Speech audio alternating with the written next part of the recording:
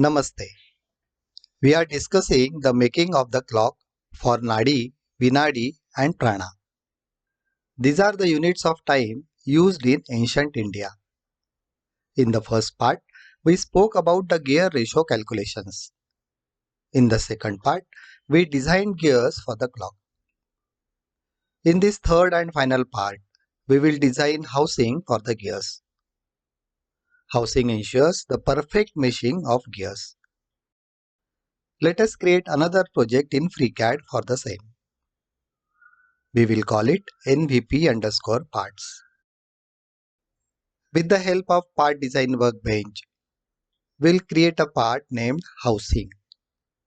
This part will hold all the gears together. There are many terms associated with a gear: base circle, pitch, tooth thickness, depth, addendum and dedendum. But for now, pitch circle diameter is what matters. As the name suggests, it is the diameter of the pitch circle. It is described by the midpoint of the length of the teeth around the gear as shown in this diagram.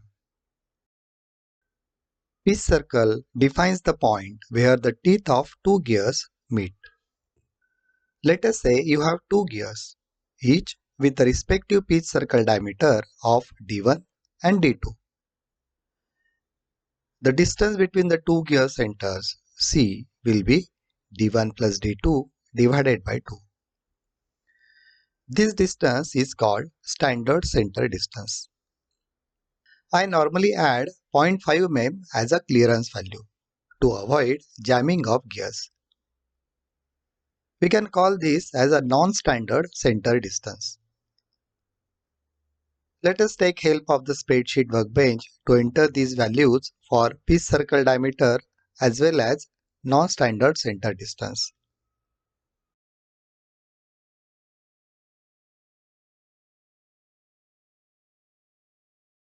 As you know, module M is a unit of gear tooth size. Gears will only mesh with each other if they have the teeth of the same module.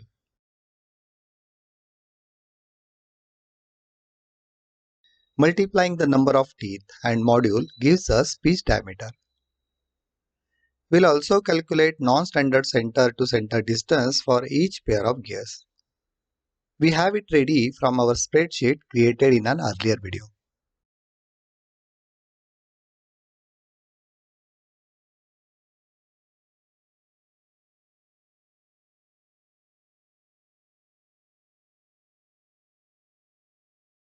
Gear with 20 teeth will mesh nicely with gear with 40 teeth if distance between their centers is 45.5 mm.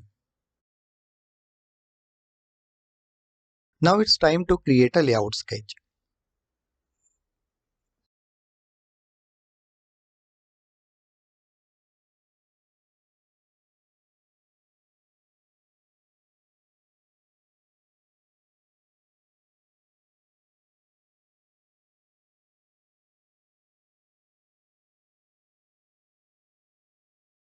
This will be our G20 gear, which will be driven by the motor.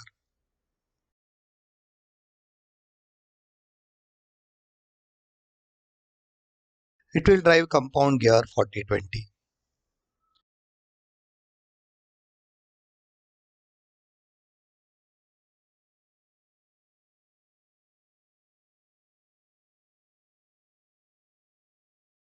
With the help of construction lines, we can assign respective values from the spreadsheet. Same steps can be followed for the remaining pair of gears.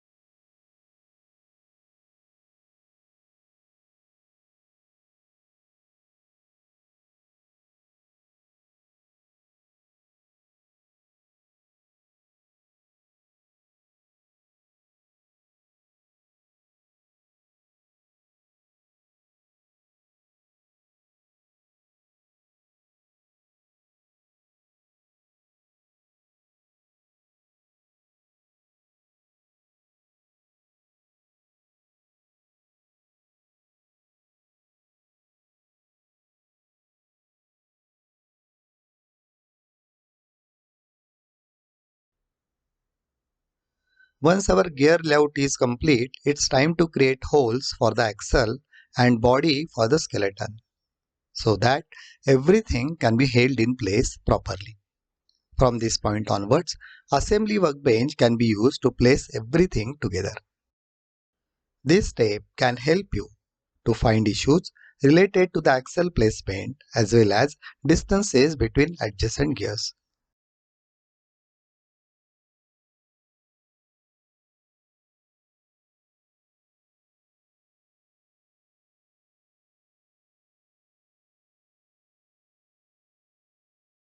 I hope these inputs will definitely help you in projects which have some kind of gear component.